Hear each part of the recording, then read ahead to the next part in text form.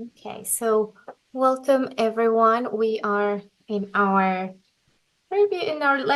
meeting here. Let me just come back because I noticed we just actually changed it. And today is Wednesday, June 12th. We are with the Product Quality and Reliability Committee as part of ISWP. And I thank you again for joining us today. As usual, we're going to be doing a quick intro for all of us who are here today. And I'm actually going to ask Alex to start, please. Hello, everyone. It's Alex Kamadu. I'm the Executive Director of ISWP based in Johannesburg, South Africa. Good to see you all. Thank you. And now I'm very pleased to introduce you to Beth, who is a new member of ISWP. Thanks, Stephanie. Yes, Beth Sheehan, the new Program Manager for ISWP, looking after advocacy and resource mobilisation. Thank you. Matt, do you want to go next? Sure. I'm Matthew MacPherson, based in the United States with Atlas BIOS, and I do technical training and aids and standards within the US and also internationally. Kara? Hi all, I'm Kara Kopplin. I'm with Permobil in the role of regulatory science, and I chair the US ANSI RESNA Standards Committee for Wheelchair Seating, and I'm also an expert in the ISO wheelchair standards groups as well as a liaison to SEN. Nice to see all of you. Thank you. Chris? Hi there. I'm Chris from Motivation, and I'm the current product sort of range manager, product designer, and product trainer. And I'm going to just hopefully talk to you later on in this meeting, just give you a quick update on a couple of products that we're nearing completion with. We're still sort of in the process of developing. Thank you. Holly? Yeah, Holly Wilson-Jenny. I am a PhD candidate at University of Pittsburgh. My dissertation is in rolling resistance, component level rolling resistance. And yeah, that's it. Thank you.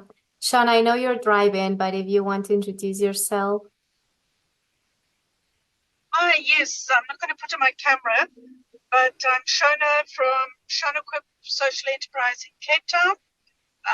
We design and manufacture a whole range of pediatric posture support equipment, 24-hour posture management work, training, maintenance, repair, refurbishment, and technical assembly training as well. And we have the wheelchair, ISO wheelchair test laboratory. And what else can I tell you? We're the only, as far as I know, the only ISO 13485 certified production facility in Africa. Thank you, Shona. And we also have Arne. He just told me that now he can hear us. So Arne, we're just doing a quick intro for everyone. Thank you for joining us. Do you want to introduce yourself? Yes, absolutely. And apologies for running into technical issues. Yes, my name is Arne Kompernolle. I'm by background, I'm an occupational therapist and a licensed assistive technology provider in Belgium. I'm working at the industry side. I'm heading up the scientific and medical affairs team at Permobil.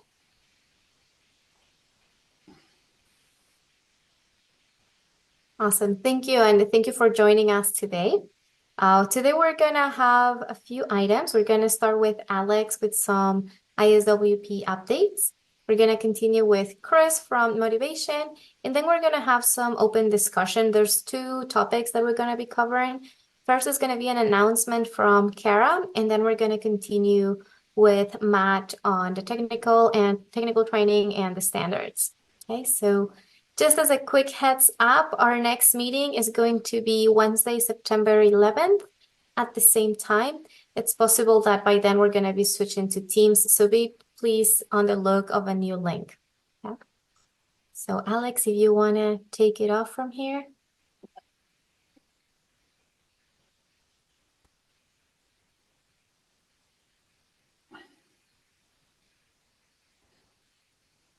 Super. Thank you, Stephanie. Is everyone able to see my screen? We can see your PowerPoint, yes. Yeah. Super. Yeah, thank you, everyone. As usual, I'm always very, very excited to attend these committee meetings because we have such great participation and attendance, and also a lot of sharing of ideas. So I've got a very short presentation today to just give you an overview of some of the exciting things that have been happening at ISWP. Interrupting you, but we are looking at your presentation, presenter's notes. Let's stop that.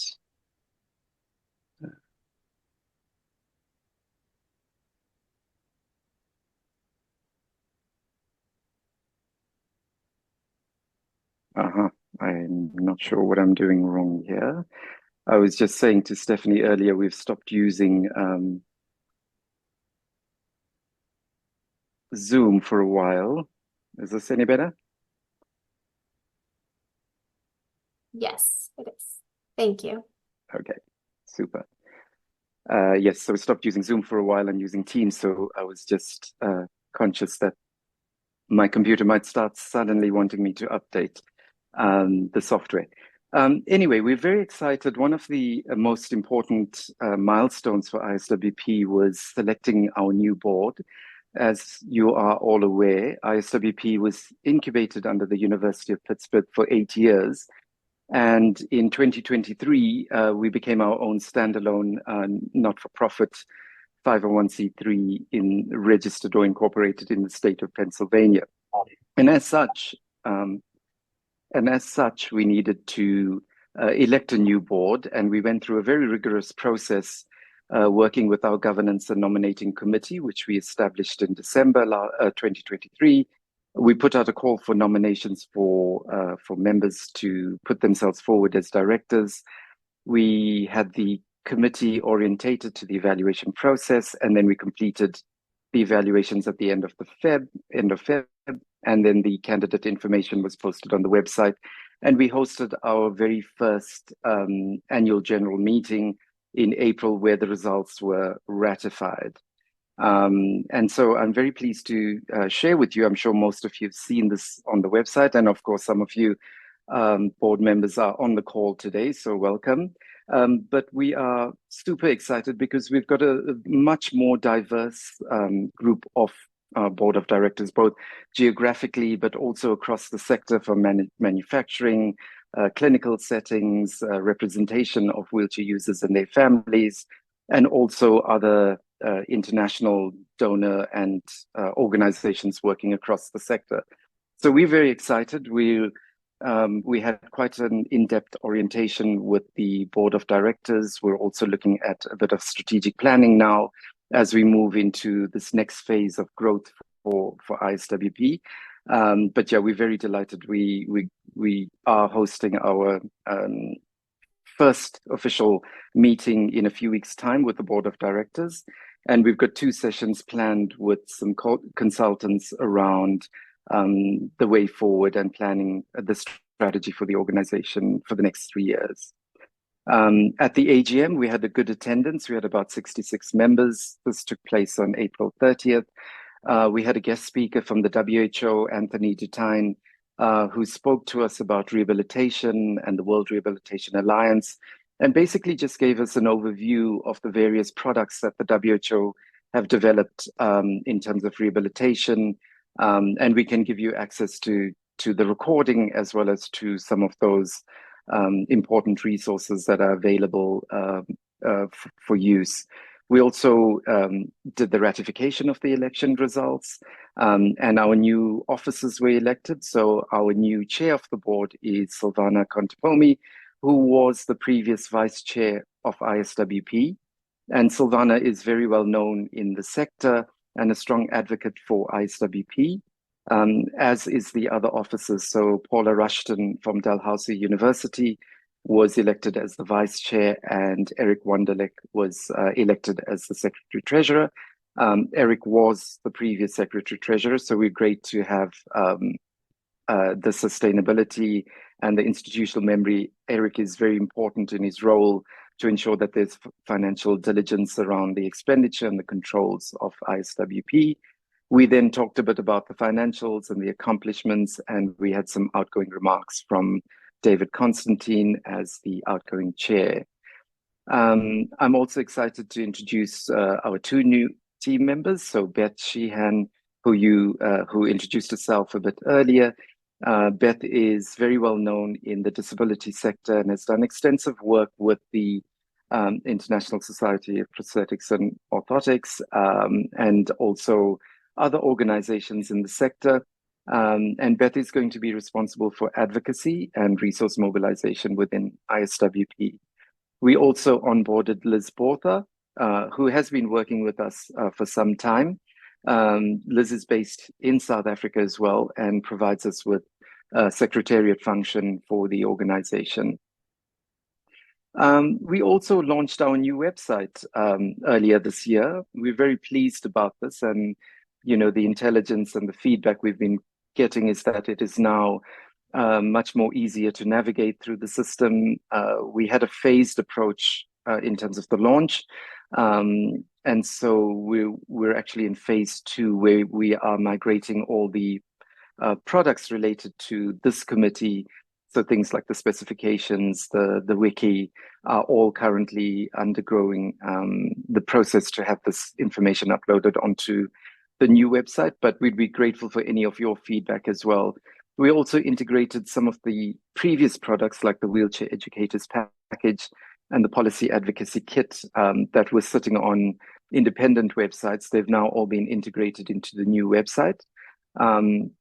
And we've introduced a new learning management system that's all integrated, and we're trying to move towards a single sign-on using the website as the one platform for individuals to arrange themselves. These are just, again, screenshots from the various tabs that we have. In terms of the training, we still continue to push the training that we've developed, the wheelchair service training packages. We also now have elaborated on the wheelchair training certification, both for basic and intermediate, and for train the trainer.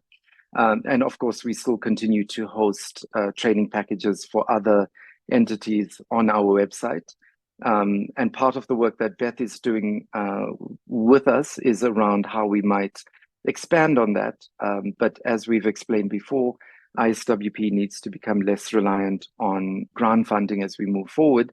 So we need to also look at other revenue and income streams when we're looking at hosting training events and recognizing causes as well. In terms of advocacy and training, since our last meeting, we've been very active. We've had representation at PAHO, the Pan American Health Organization, that Silvana kindly stepped in Rio early in the year. She presented on ISWP and our products, as well as some of the efforts we are trying to do in promoting the WHO wheelchair provision guidelines. I was also attended a robotics exhibition or an event or conference in Ghana early in the year, and we again looked at how we might build capacity within the region. There's a big demand for building capacity in West Africa, well, in all the regions, but particularly in this area where it is very difficult because of some of the countries having, French speaking as a main language. So we are working with the colleagues in Ghana to try and host some sort of event where we can build capacity, but also taking into account the various languages. Kritika and myself were in Portugal at the invitation of the University CTEC Care, and they hosted us there, where I presented on ISWP, but also where we ran some training on the WHO wheelchair provision guidelines. And we also were fortunate enough to host an event where we were able to understand some of the issues related to manufacturing and production in the country, and also to facilitate some dialogue with the colleagues there, looking at how we might improve the conditions for the industry there. And the very last picture is just some training that we delivered in the Ukraine. We continue to work with the WHO European Division to deliver training and certification as part of an ongoing program to build and strengthen wheelchair provision across the country. And this is a piece of work that we will continue to do over the course of the remainder of the year. We've got some exciting new activities and advocacy efforts that we are planning, but most of those are in the pipeline, and we will elaborate on that. Another very exciting thing for ISWP was we introduced the membership categories, as well as the dues that go along with the various categories. I mentioned earlier that ISWP needs to become less reliant on grant funding. And one of the income streams that we are looking at or have introduced is a membership due structure. Currently or previously, ISWP made available all the resources on the website, including the online training modules, which were free to members. And we currently have just over 9,000 members. And what we've done is we've tried to segment the various opportunities or categories based on a fee structure, also based on the World Bank categorization of the countries, such as the low, middle, and high income countries. And we've organized them as in terms of individuals for associate, which are basically students, community members who choose to be involved with us, but do not want to become paying members, and then individual members who will go the whole, who want to get full access to all the full member categories and member benefits. On the other side, we've got organizational members. So we have corporate training institutions or companies, and then we split it up into international NGOs and then national or local NGOs as well. And we introduced a very small normative fees across these various categories. And in order to incentivize both individuals and institutions, we've introduced a no fee for the remainder of 2024. But from January 2025, we will be looking at collecting those membership dues. So it's quite a big piece of work to do this, because our members have been very used to having access to the resources for no fee. And so there's a lot of work that we need to do to enable people to understand why we need to have the benefit, why we need to segment the benefits, and also why we introduce the dues. But also we want to make sure that we target the right information to the right categories as well. And just some of those benefits, just to give you a flavor of those. So, individuals or organizations will have voting rights. They have eligibility to run for office. They also can sit on the committees and take part in that. In terms of communication, they'll have access to the newsletter and discounted ability to have discounts for sponsored adverts on the website. And this, translates across to training and wheelchair product information as well. So there'll be discounts for certifications. We're also in discussions with other international organizations like ISPO, GATO, and where we can, try and give discounted benefits to individuals that we can pass on if they have dual or multiple membership across the various organizations. We're also looking at how we might introduce, access to for individuals or organizations that want to advertise, their products or services. We need to introduce a process how we vet, the requests that come in. We also need to log and find a way to do that, because at the moment, ISWP has been very reactive. We've been receiving several requests, and we've got to be efficient with our time. We're a very small team, as you all know, and we need to be efficient with our time. So we're looking at a way to record and allocate the right resources and send those requests to the right committees and team members to be able to be more efficient with our time. But yeah, these are some of the benefits. There's always, there's much more detailed information on the website, which you can take a look at when you have some free time. But the fundamental basis for introducing membership benefits and fees was just to ensure that ISWP becomes less reliant on grant funding, and we need to find a sustainable financial model for ISWP. This is the last slide, and just to give you a flavor where we are at in terms of priority setting, ISWP turns 10 next year. It's quite a massive milestone for us to celebrate this this decade of being in existence. Some of the key areas we want to focus on is to grow our membership base, to build regional capacity through hosting or supporting regional training events and seating symposia. We want to also try and grow our training and certification efforts.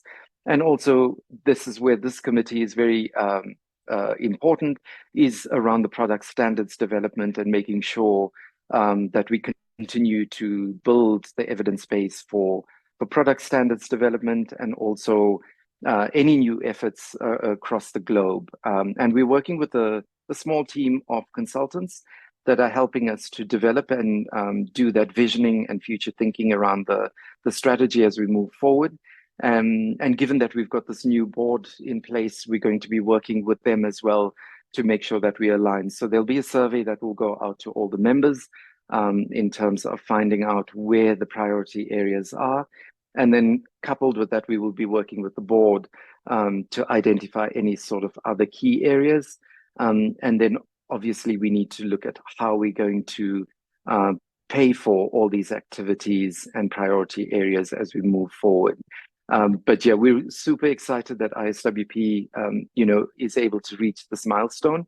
And we're looking at a few activities, and this is an area that Beth is working on, helping us to collate all those various areas. One big thing that we are looking at is celebrating International Wheelchair Day, which takes place in March every year. It was set up by Steve Wilkinson in the UK, who has sadly passed on, and we're looking at how we might be able to commemorate his legacy and also build upon that. So we're looking at building a page on our website and some activities about how we might enable and support various organizations to show us how they celebrate both the individuals that are working in the sector, but also what it means to have the right and appropriate wheelchair, and how it helps them to be more independent in their lives. So it's a very, very exciting piece of work, and we'd be looking to all of you to give us some support in terms of how we roll that out. But yeah, that's the end of my presentation, and happy to take any questions. And thank you, Stephanie, for popping the new website link in the chat. Sure. Thank you, Alex. Does anyone in the group have any questions for Alex? Well, thank you for sharing those updates. Definitely a lot of things going on for ISWP and the committees, and thank you both and the whole team for working so hard on this. And Super. Thank you. I'm gonna now let Chris go again and get your presentation. If not, I'm happy to share my screen for you. Okay, thanks. Let me just try and see what I can do.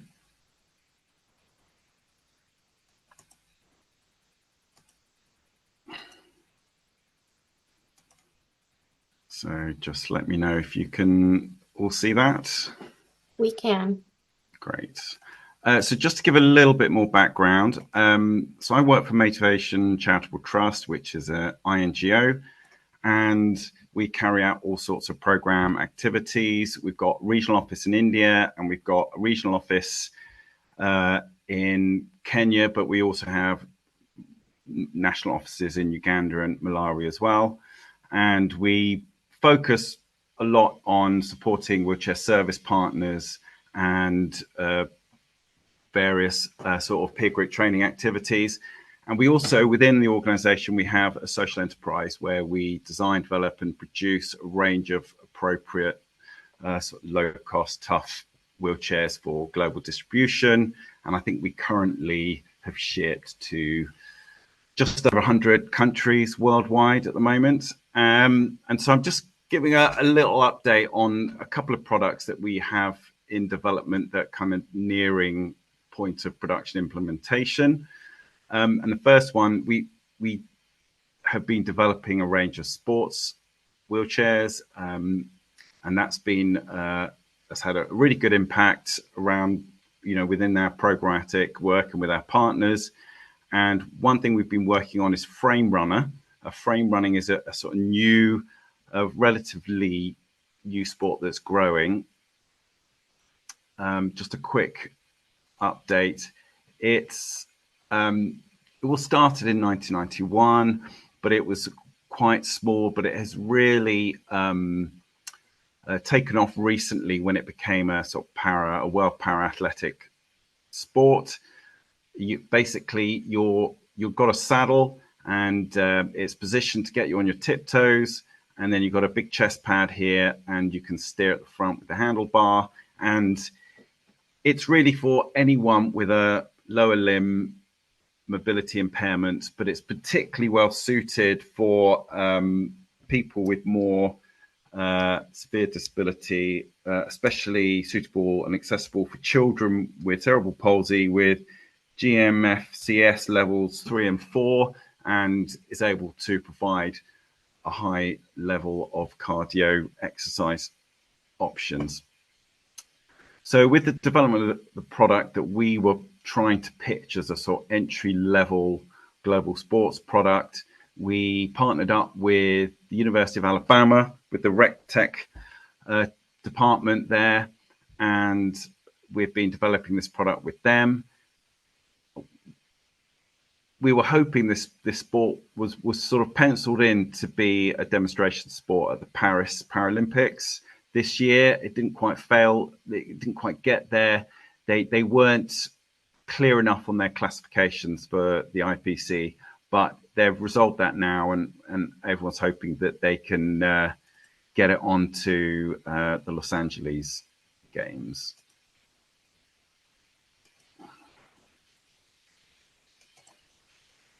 I'm just trying to get to the next slide.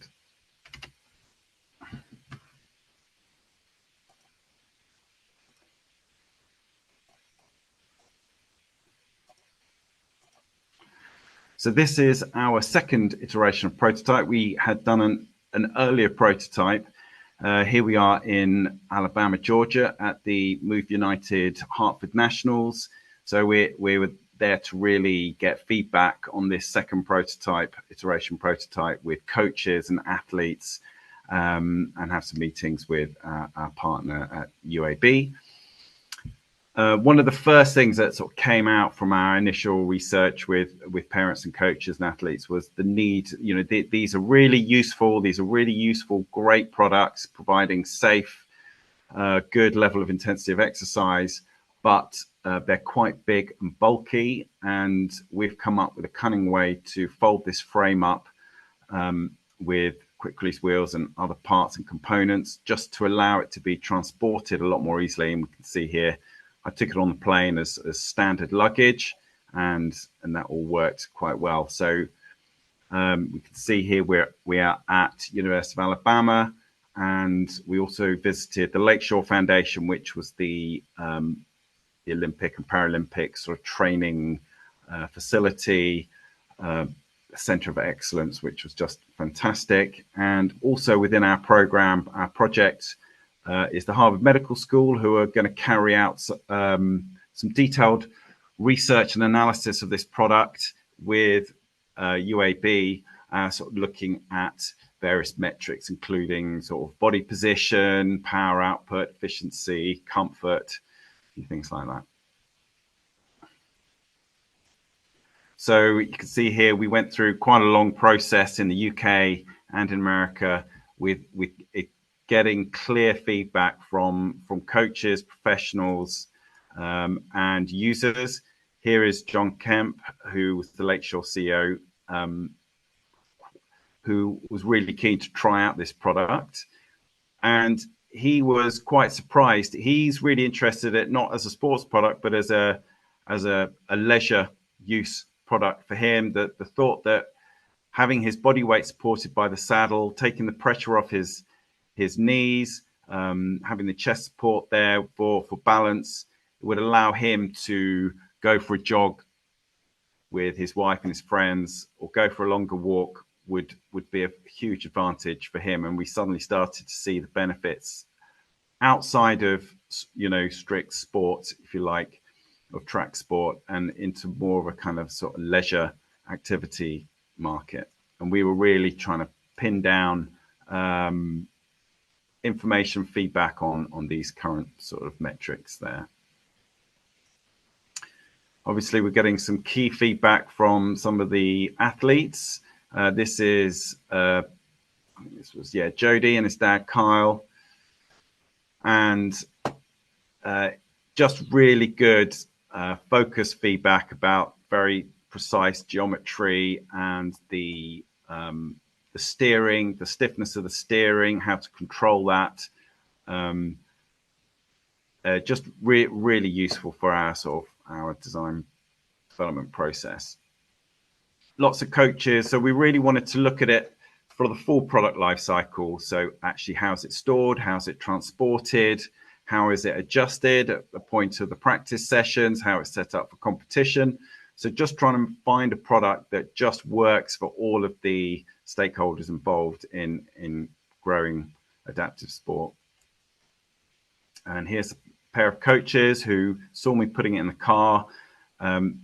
It really is, I think, one of the first products that folds up so nicely, and they got very excited. It's one of the key things stopping them providing frame running as a sport in their adaptive sports club. And this would solve their problems. Storage for coaches and clubs is a huge issue, and they got really excited by this. And he was also really surprised at how it took the weight off his arthritic knees, and he also wanted to have one from a leisure perspective. So we've been developing this second prototype. You could see we were focusing a lot within this project, research around the pad shape. Comfort was a key issue that was putting off a lot of people and young adults from getting into this sport. And it was something we really wanted to try and resolve. It's been sort of left and hadn't really been dealt with by previous manufacturers, and we wanted to throw some thought and careful design at that particular component. You can see here it's sort of folded back down for transport. And we went through various iterations of pad design and development. You can see here we were using our sort of 3D printers, the PLA printers, to really come up with lots of different alternatives. And this was the sort of more the final design. So you still got lateral support if you need it. Really depends on your level of function and balance. And you've got a carefully sort of contoured surface that would work. And we were getting it tested by a whole range of athletes who have their own products. And it became very clear to us very quickly that this particular pad, they were keen just to purchase the pad. So we've made it so that it will retrofit all the current models out there in the market at the moment, and got some great feedback. And we are going to offer a couple of different pad options to help both male and female riders find a really comfortable pressure distribution and get more out of the sport. This is an ex-world champion who got a bespoke custom frame built, but the pad was just not comfortable enough. It was causing a pain and stopped her actually participating in the sport. So as part of our project, we designed for her a custom insert, a couple of different custom designs, which we could retrofit into her product and helped us sort of progress our designs forward. Here we can see a Paralympic athlete who's just giving our product and the chest pad through its paces, just seeing how it worked. I think there's a better one on the next slide here.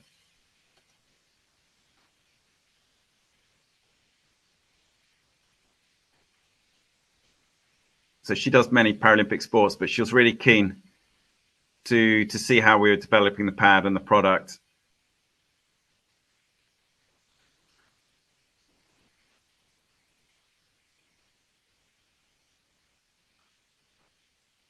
So you can sort of see she is sort of on her tiptoes there using this product. So final sort of overview of this pad design. We've nailed down the contour, the width adjustment. We've got tool-free adjustments for the coaches to make quick changes. We've got visual indicators, so athletes who know what their exact position is, because it's quite a complex process of finding that position between the saddle, the chest pad, and the handlebars, so they're able to set themselves up quickly during practice sessions. And some male and female options. You can see here the sort of the final sort of contoured shape that we ended up with, and just sort of take off, and you can adapt the size to cross over sort of young adult sizes.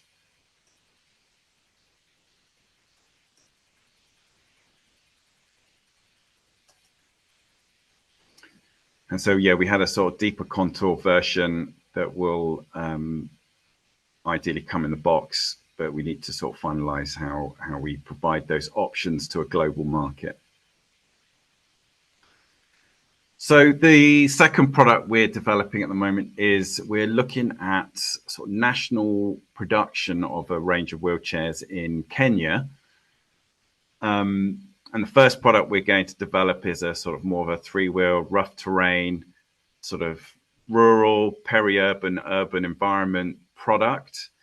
And we're finding that we're having more discussions with governments who are increasingly unhappy about the amount of wheelchair products that are imported into their country. They would like their country sort of commercial industrial base to start manufacturing these types of products. And they were very clear in saying when they get around to actually having proper Ministry of Health government tenders for assisted products like standard manual wheelchairs, part of that tender process would be they need to be manufactured in country. And they're really trying to encourage their industrial base to start producing more within the country and build up their own economy. So we've been looking at how we can design a product, learning from our experience with our current range of products, and really get good quality feedback, and so really set up an appropriate design brief and performance spec for a product designed for use in Kenya and in the East Africa region. So currently on this particular design development, we've gone through iteration 1, we've done the milestone review, the next design, and we're currently prototyping the iteration 2. So this is our current rough terrain product, and it was designed initially to be flat packed in a box, pulled out, and could be cut to size to any of like 4 different seat widths and various seat depths. And that sort of design philosophy is not really so appropriate for use if we're going to be able to set up national production. We can sort of really look at the design and try and improve its level of adjustability and performance requirements. So here we can see we came up, it looks fairly similar, but we've built in some extra functionality. We've improved the assembly and the adjustment of the product. And we found from the first field trials that we needed to make a few changes. So this is the design iteration 2 is the product that we're currently finalizing the prototyping, and we'll be trialing those over the summer. We partnered up with JKUAT, the Jomo Kenyatta University, just outside of Kenya, outside of Nairobi, just north of Nairobi. And we've been working with their College of Health Sciences to actually run the field trial elements for us. And part of the program is they have been developing their wheelchair service sort of training capacity. They're developing a wheelchair service center of excellence and training up a lot of staff there. and they've been involved in collecting quite detailed user and service data from the trial participants. So we really wanted to try and make sure this product for national production had at least the same, if not better, sort of adjustability and features from our existing products. And we've fairly well managed to do that. We've got adjustable wheelbase. We've got a wider range of seat width sizes. We've got wider range of backrest angle, backrest height range we've managed to improve. And here is John, our mechanical engineer based in Kenya, with one of the prototypes for the first iteration for the trial. You can see here some of the trial users who were set up and spent considerable time using these products to give us that very detailed feedback about what we needed to change and what not to change. And you can see from these photos the very different sort of environmental contexts in that sort of urban, peri-urban environment in and around the edge of Nairobi.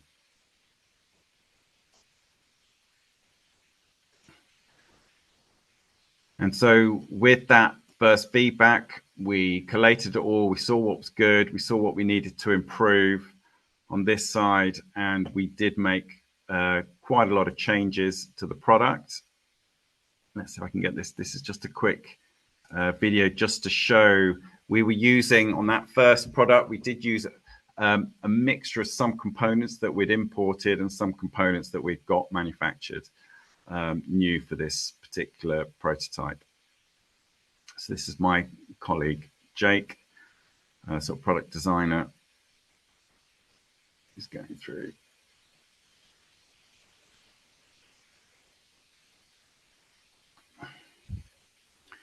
So we kept some, durability, quality.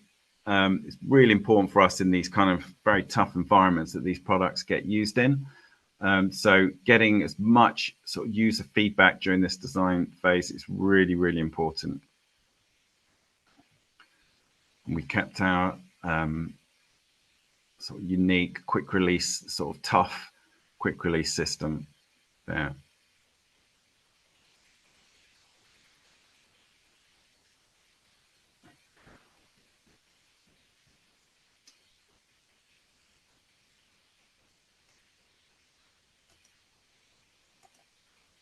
So we're really also, we see some real advantages of this kind of national level of production, in that it really should improve that sort of supply chain issues of spare parts, repairs, being able to support and develop a sort of technical training element around the wheelchair service technician section, providing secondment with the production partner, being able to support the technical side of service delivery, which is always something that suffers with that sort of more global distribution reach.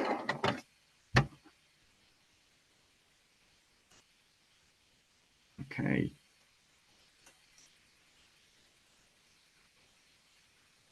That was a great presentation, Chris. Yes. Thank you for sharing. And I'm very excited to see both products. I love the Olympics and the Paralympics, so I was really excited to see those being used and tested. And also for the Kenya products that you're working on, I think that it's important what you mentioned, like making sure that there's like local manufacturing and also making sure that the local economy is moving with a conscious of a quality product. So I think that the work that you're doing is very important in that country as well. Yeah, the market is changing. We want to just look at all options, whether that's mass manufacturing or more national based manufacturing and licensing of products. But it's, we've got to make sure we keep the quality the same, the quality consistent. And that's something that we're very conscious of, and we're very keen to make sure we keep that. Yeah, and the question that I have for you is, how are you testing the chair for the Kenya prototyping? You mean the sort of standards testing, Uh-huh. as well as the user testing? Yeah. So we've been using our production partner in China called MacPherson Healthcare, and they have their own testing lab. So they've been doing that for us, and we will get that, officially done with the second iteration, depending how the field trials go. And then after the field trials, we'll do the sort of the pre-production phase, and at that point, we'll get sort of official certification from an ISO center to go through those ISO standards. Right. Thank you.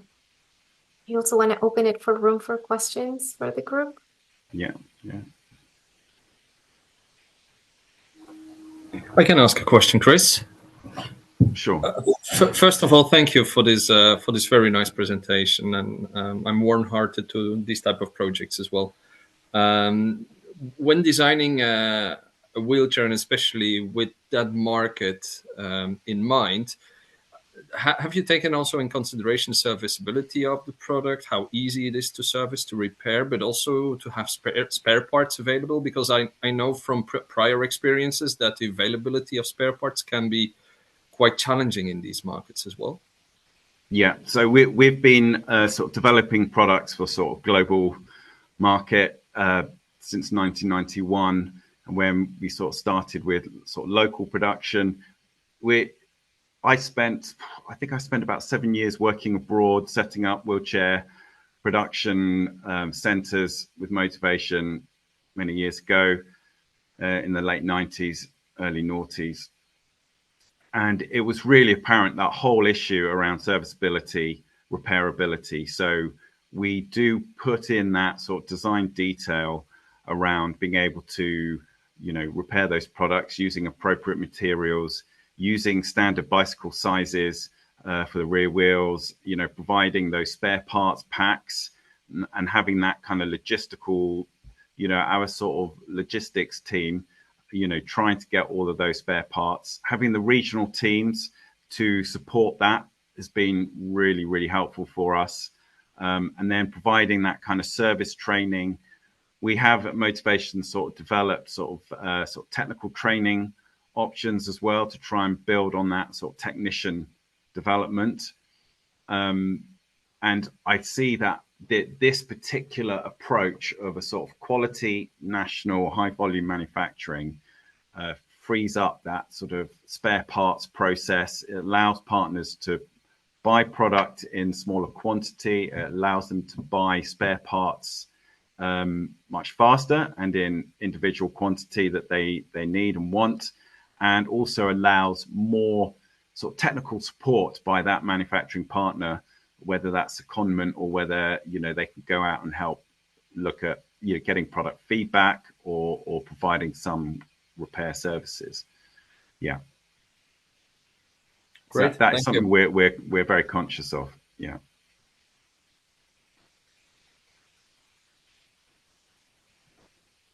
Thank you, Chris. And are you planning on working as in a different country with the same product? We'll see how it goes. You mean with the Kenya National Manufacturing? Yeah, with the same idea, I would say. We're being quite conscious that we want to document the whole process, understand what's worked, what hasn't, so that if we ever need to repeat it, in another country, we've got a blueprint of how to move forward in a more efficient, effective way. And we see that as an important output of the project, because we have had now interest from other countries in this process who are watching us develop this. So we really just need to see how we go.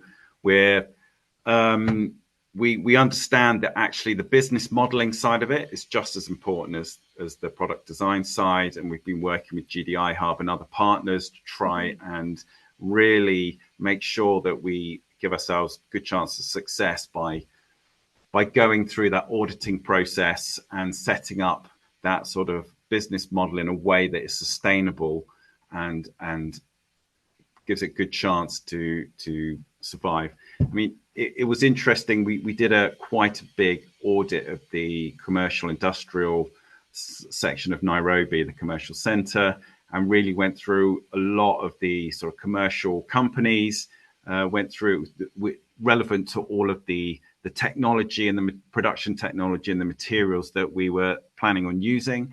And I was surprised at how effective and the level of technology in Nairobi is just, is really impressive. And it kind of gave us that confidence that we could find good subcontractors and manufacturing partners to work with to keep quality up. Thank you, Chris. Any other questions? Well, thank you, Chris, for that presentation. And we're going to move on with Kara's announcement. I know you wanted to share something with the group. Hi, everyone. In one of the previous meetings, we talked about the biocompatibility standards and how those are often required for our wheelchair seating systems. And I wanted to let this group know that series, the ISO 10993 series, is currently under systematic review. In the recent ISO wheelchair standards meetings last month in Ottawa, Canada, I was appointed to be the liaison to that group. So I am hoping to get input from all of you and our other ISWP peers about how to assess the level of risk, what's appropriate to test for wheelchair surfaces, how we can take a risk-based approach to it, what your experience has been regarding irritation and sensitization issues for our users, or if you have found in your regions and with the products that testing is overly burdensome, and you might have data that shows some of it is just unnecessary. So it's really an open request for any input and information you may have. I am your vessel to reach that group if you're not interacting directly with that update. So please do let me know your thoughts. We don't have time in this meeting, but you're welcome to reach out to me through Stephanie and the group. Thank you, Kara. Would it be okay if I share your email with the group on the chat? Please do. Thank you. Mm-hmm.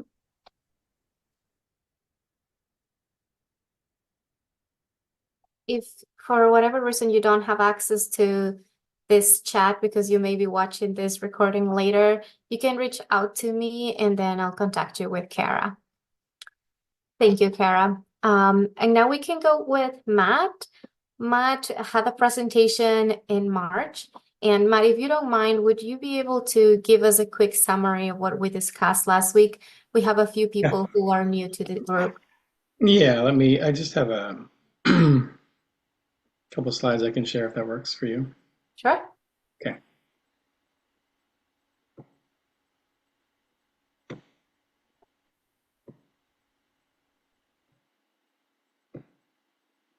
So in review, this will be a quick review.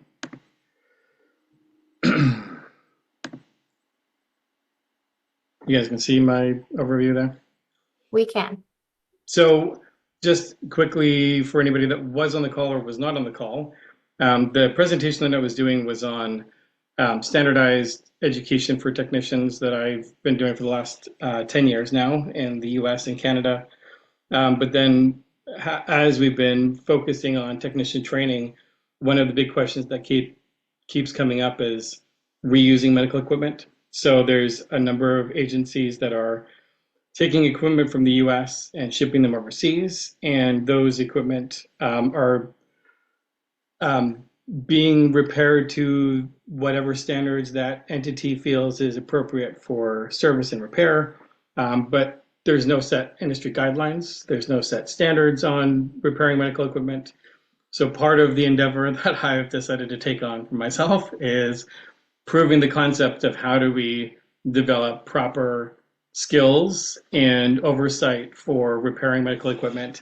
And this could be whether it's a patient's equipment or if this is being reused to a new user. The process is actually the same. So what I've presented to the board last meeting and what I'll represent to the board is a ask for individuals that are stakeholders within our industry, and this is an international program. This is not a national, this is not for the US, this is for anybody, to develop the appropriate standards when we're looking at oversight of repairing medical equipment, the training that goes into it, and then whatever we feel the appropriate procedures are. So the ask is for any stakeholders that are interested to help with this project. We are running it through a couple of different agencies within the United States, but our goal is to get some outside of the United States as well that are participating, just to get a good kind of grasp of different environments that might have different areas that we're not considering here in North America. Any questions on that piece? I wanted to talk a little bit about training that I didn't talk about last time, if that's of interest, as far as what we're doing on the training side for education. So if there's no questions, I'll go into that. So in the US, I started a program in 2014 at a college in Portland, Oregon, looking at developing skills and training for technicians. And this is looking at how do we develop practice and training elements that are not manufacturer specific education. So this is general knowledge. And we came up with 2 different levels of education, level 1, level 2. Level 1 is basic DME equipment repair. Level 2 is more complex rehab equipment.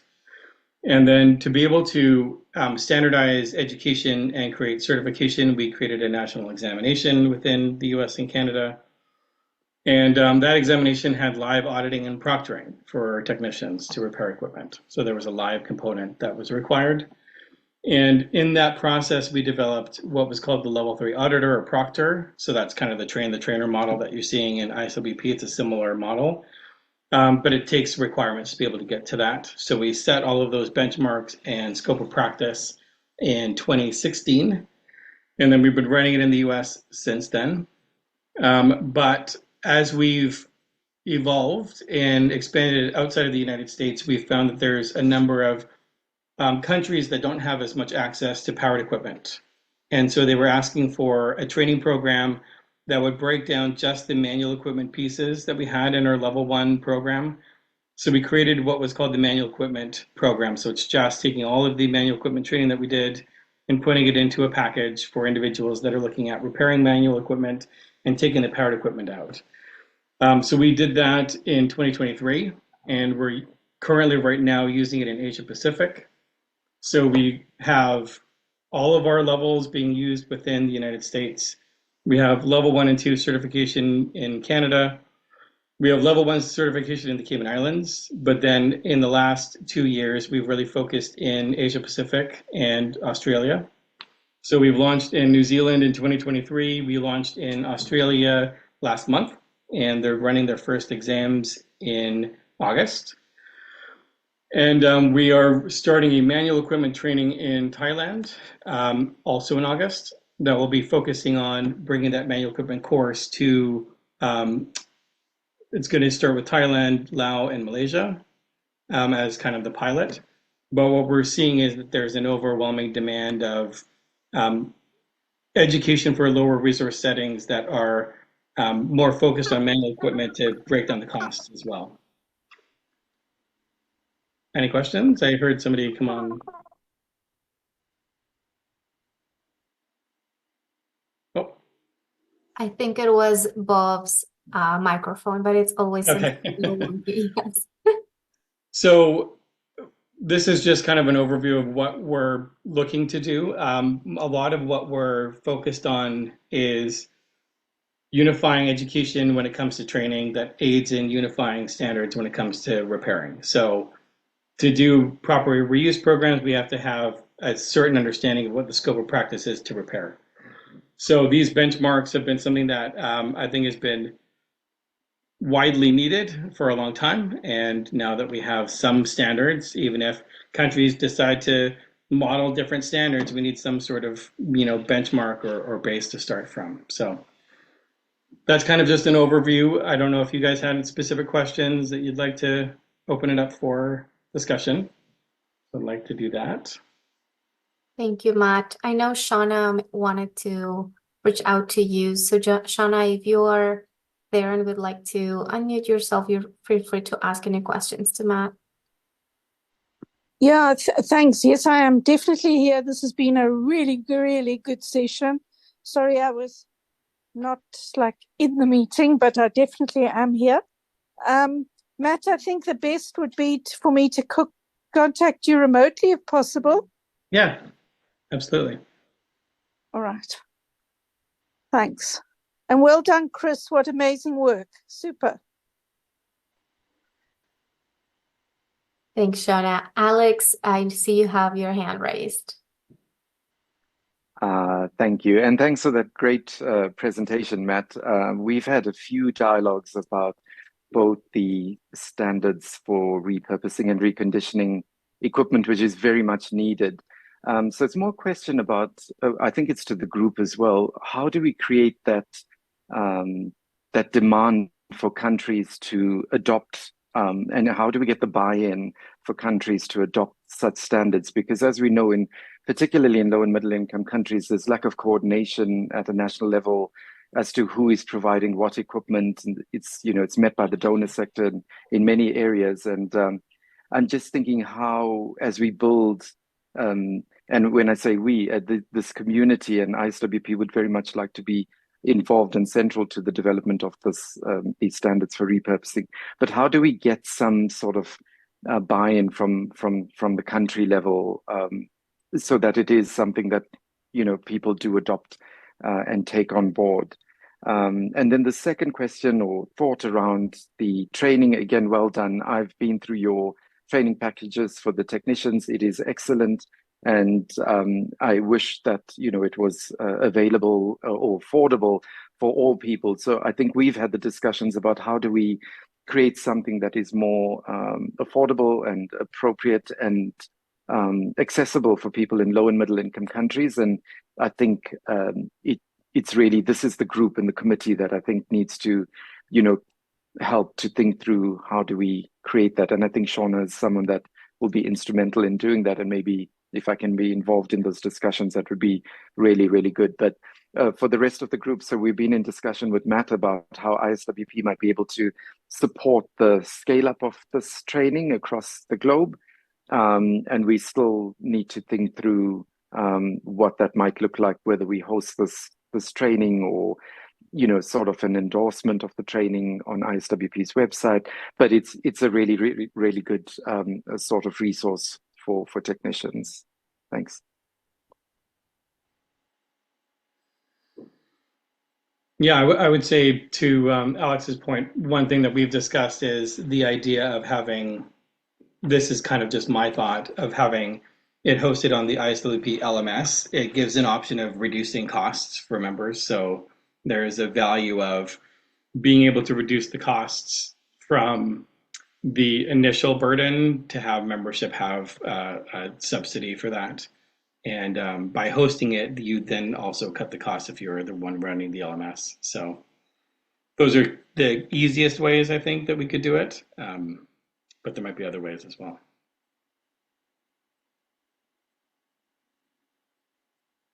Thank you both. Shauna, I see you have your hand raised. Yeah, I can't resist but come in. Sorry. I'm just really interested in how you are so far dealing with the repair and maintenance of chairs that are found that have been donated that are pretty much irreparable. Have you been faced with that problem? The chairs that are made of alloys that can't be welded, or broken plastic parts, upholsteries. I'm just interested to know how you've dealt with that in your training, or are those still elements that have to be built in? And you're referring to AT that's been brought in outside of the country and then not adapted or not repaired. Is that what you mean? Yes. Well, historically, the majority of product in Africa is brought in from somewhere by some donor. Right. And it's only in small pockets where some training has been taking place, or where some access to sort of appropriate parts might be found. Yeah. So the majority product is really ending up in huge graveyards of stuff. Yeah. That can't really be used for anything except recycling. Right. And so I was wondering, because it's such a waste, and there is some use for some of those parts, and we've been trying to find ways to understand what the common parts are. Yeah. And which of those can be repurposed. Yeah, and part of the purpose of a training program like this is assigning what equipment can be repurposed and what can't. So there has to be a basic understanding of once a weld is broken, it's not being rewelded. Once there's been a catastrophic failure to the integrity of the frame, that is not something that's being rewelded, especially if it was an ISO originally tested product. So there has to be guidelines that are being followed both on. So in the US, when somebody is getting a piece of equipment donated, for example, if Wheels for the World, they get equipment donated and then they repurpose it within a corrections program in the United States, and then it's packaged and sent overseas. So I'm currently working on trying to find out how are they repairing the equipment that was previously used in the United States that's then being repurposed and then sent overseas. So the same standards that we're building and how do you repurpose equipment here should be the same standards you're implementing there on what's reusable and what's not. So the metric is the same. It's just we have to have translatable skills, and they might have more access to parts to put on there, but there's a point where it's the point of no return. Like, this is something that's no longer usable, that unfortunately, like you said, is in a landfill, or it's being recycled as metal, or so there is a point where that happens, but it has to be kind of a national understanding of what that point is.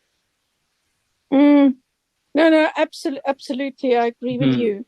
And I think the challenge is that often when the product is given and fitted to somebody, or just given in most cases, it goes home with them to a very rural area. Right. And the cost of bringing it back to where they got it from is prohibitive. And right. But no training happens on self-maintenance and self-repair. So I'd love to discuss this further, and Alex or whoever wants to join. Yeah. I think we need to dig into it and then look at the process of getting government buy-in into the process. Yeah. Thank you. Thank you, Shauna. Chris, do you want to ask your question or make your comment? Yeah, it's sort of similar thoughts to Shauna actually at the end there. We developed many years ago, 20 odd years ago, a sort of wheelchair technologists certificate, 1 year certificate level course in Tanzania at TACOT. And one of the things that came out of that was, people want, if they're going to spend time going through a proper training course like this, they want the confidence that they've got like a government job, or they've got they'll get a good job for going through that process. And in the end, we did get the Tanzanian government to recognize wheelchair technologist as a government post, which then, and we had to create a whole kind of government, development sort of career job document to go with it, which they signed off. But then that gave hospitals the opportunity to budget it within their Ministry of Health budgets. And it was that kind of long-term approach of just getting governments to sign off on it. It sounds really interesting. I'd love to talk to you outside this meeting a bit more detail, especially with those three categories you mentioned. Roughly how long is this training, if you did all three of the, did the full training? Yeah, so what we did is we did a hybrid of on-the-job training requirements as well as formal education. So all of the education is online, and there's a 6-month requirement of hands-on learning that they have to complete with the education before they can take their level 1 exams. And then there's the same process for level 2. So it's about a year program with the formal education that they're doing online. Yeah. And similarly, in the United States, it's the same thing. I ran it through the college first, and now it's recognized through different states through government support. So it's being bolstered, which helps employers with offsetting training costs. Yeah, I think to get that big rollout, global rollout in LMICs, I think just thinking about how you might tweak the training sort of curriculum, or the structure to fit with the existing, to make it as easy as possible for governments to go, okay, and fit within training institutions that are already set up around the world. And then I think that could be a really good thing for the AT sector. Excellent. Yeah. Any other comments or questions for Matt? Well, if not, thank you everyone who presented and shared your thoughts. We are going to give you a few more minutes back to your time. So thank you for joining us, and we'll see you again on September 11th. Oh, Matt, before I forget, I have someone I would like to introduce to you from Novita from Australia. And now that you are on that time zone, it might be useful for you to meet with them. Follow up with an email with you. Yeah. Thank you. Have a good one, and enjoy everybody. the rest of your day. Yeah. Thank you. Thank you so much. Take care. Cheers. Bye-bye.